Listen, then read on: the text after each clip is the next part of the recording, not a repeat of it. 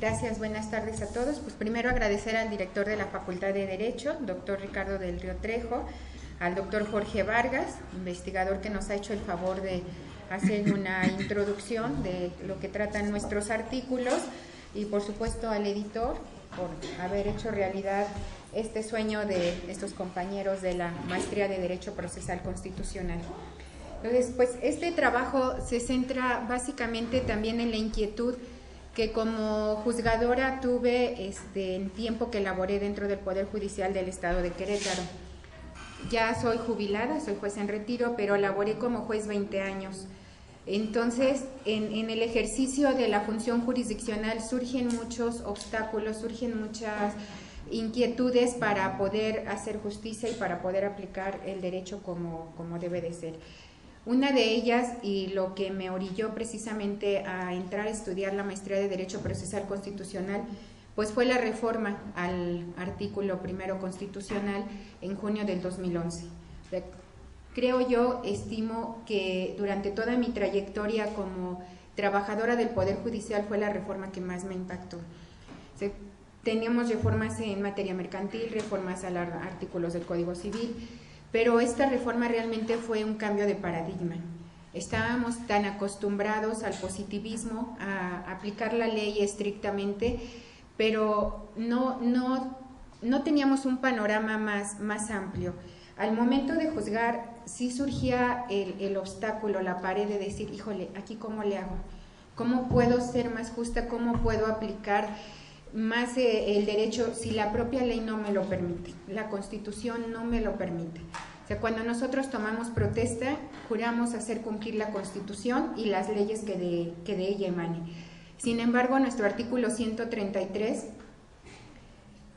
textualmente o haciendo una interpretación, nosotros considerábamos que sí se nos permitía hacer ese control, pero la Corte dice no. O sea, la Corte siempre ha tenido o había tenido el control concentrado.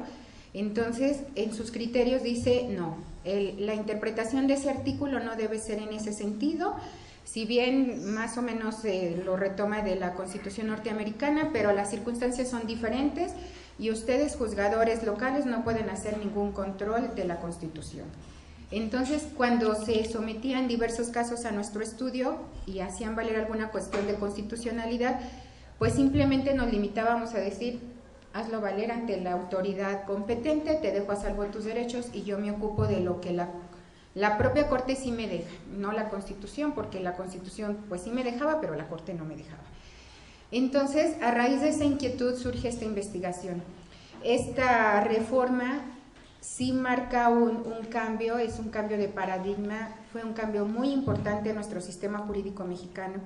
Tan es así que da origen a la 10ª época de la Suprema Corte de la Jurisprudencia, y la finalidad fue investigar con mis compañeros jueces cómo se estaba ejerciendo ese control.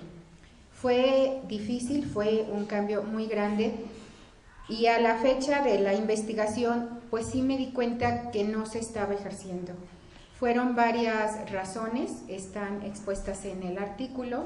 Las principales pues son la carga de trabajo, hay mucho temor, estamos los jueces, los compañeros, acostumbrados a ceñirnos al marco legal, ¿no? Porque mucho tiempo así se estuvo trabajando. Pero pues ya la necesidad de ver los derechos humanos, la necesidad de hacer más justicia, viendo todos los problemas, el caso que da origen en México, que es el caso que mencionó el doctor de Rosendo Radilla, el caso más paradigmático. Entonces decimos, ¿cómo hacemos con esa gente, ¿no? con ese señor de desaparición forzada y todo eso? Entonces, pues los derechos humanos. Yo recuerdo que un compañero en una ocasión me dijo, una cordista, licenciada, yo creo que la única solución a los problemas son los derechos humanos, o sea, no hay otro. Y en ese tiempo recuerdo que yo dije, pues ¿cómo los derechos humanos? O sea, nuestra ley es nuestra ley y es nuestro marco jurídico y en eso nos tenemos que ceñir y de ahí no nos podemos salir. Entonces, afortunadamente siempre hay gente innovadora, visionaria, atrevida, que empezó a aplicarlo aún en contra de lo que ya estaba establecido. Se metió en tremendos problemas, compañero no lo dejará mentir, compañeros magistrados de tribunales colegiados que estuvieron a punto de ser corridos por atreverse a hacer esa interpretación, por aplicar la convención sobre diferentes normas, pero finalmente después fue la gente que estuvieron llamando para capacitar. Entonces esta investigación pues pretende ser un acercamiento, como lo mencionó el doctor, pues a la realidad, a cómo se vive en los juzgados, cuáles fueron los obstáculos. Ese es el principal objetivo. Hay unos apartados de antecedentes, de historia de los casos que se han resuelto contra México, pero lo fundamental era sembrar esa inquietud en los compañeros juzgadores, hacerles ver lo importante de aplicar la convención, de atreverse a hacer ese control de convencionalidad, porque aún con la reforma a ese artículo primero y al control, al sistema de control que tenemos ahora mixto, donde ahora sí los jueces, si bien no pueden declarar la inconstitucionalidad, pero sí pueden desaplicar las normas, todavía es difícil que se atrevan. Yo les estuve preguntando cuáles eran los obstáculos y tienen temor a los justiciables, a que consideren que hay una parcialidad a favor de una de las partes, a que se rompa el principio de igualdad procesal. Muchos dicen, yo prefiero como estaba antes, que la Corte sea la que establezca los criterios y nosotros ya nada más los aplicamos, ¿no? Que se vengan hacia abajo y nosotros ya nada más los aplicamos. Algunos otros compañeros manifestaron su preocupación pues por esas cuestiones de desequilibrio procesal o de parcialidad, y ellos preferían también que solo se aplicara el control de convencionalidad pues a petición de parte. Este cambio pues también ha ido evolucionando tanto en la misma Corte Interamericana, que ha ido estableciendo su línea jurisprudencial y ampliando cada vez más con los diversos criterios pues la forma de aplicarlo, hasta establecer ya en lo último que yo estudié pues la facultad de que lo pudiera hacer cualquier autoridad, ¿no? Primero empezaron pues que fuera de oficio, después autoridades jurisdiccionales, después las que realizaran funciones jurisdiccionales y después cualquier autoridad pública. Entonces, así como ha evolucionado o fue evolucionando en la Corte Interamericana, pues así también dentro de nuestro país, ¿no?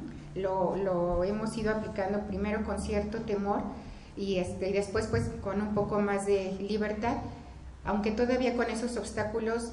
Y lo que yo veo un poco más complicado, o en el tiempo de la investigación lo que vi más complicado, pues sí fue la carga de trabajo de los juzgados. Aplicar este control y hacer este estudio implica mucho trabajo, implica mucha investigación, ampliar todo el corpus juris, a irnos a los tratados de derechos humanos, a las disposiciones de la Convención Americana, a los criterios de la propia Corte Interamericana, de la Corte de nuestro país. O sea, es un estudio muy amplio el que se debe de hacer, pero se debe de hacer. Siempre hay que voltear a ver, como también lo menciona la compañera, pues las personas que nadie las ve, ¿no? O las que no se hacen valer sus derechos por aplicar la ley como, pues así, de forma cuadrada o como lo establece el marco jurídico de la forma más limitada. Entonces, básicamente la investigación pues fue la finalidad, ver cómo se estaba aplicando, sobre todo para sembrar la inquietud de atreverse a hacerlo. Ya tenemos más herramientas, más elementos y pues aún con los obstáculos a los que nos enfrentamos o se enfrentan ahora los compañeros, yo ya soy en retiro, pero siempre me sigo incluyendo, pues aunque sea la carga de trabajo, aunque las partes puedan decir que se rompe el equilibrio procesal, que hay desigualdad entre las partes, yo creo que mientras los juzgadores cumplan su función y apliquen el derecho y apliquen estas normas convencionales, velando por los derechos de los justiciables, pues no creo que haya ningún problema. Entonces, pues es todo, fue la finalidad de la investigación y espero que pues sea de utilidad para los compañeros jueces en beneficio pues de los justiciables. Muchas gracias.